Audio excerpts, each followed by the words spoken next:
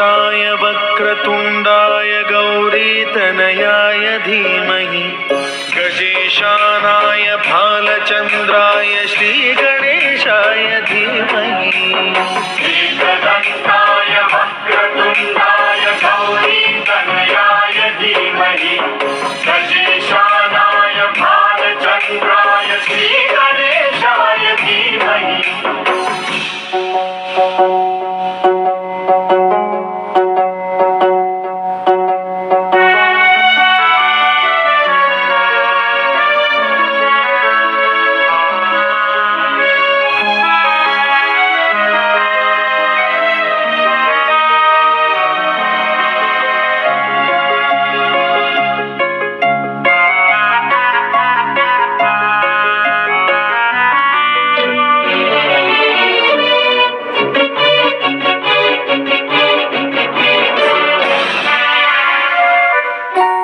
गानचतुराय गानप्राणाय गानान्तरात्मने गानोत्सुकाय गानमत्ताय गानोत्सुकमनसे गुरुपूजिताय गुरुदैवताय गुरुकुलस्थायिने गुरुविक्रमाय गुह्यप्रवराय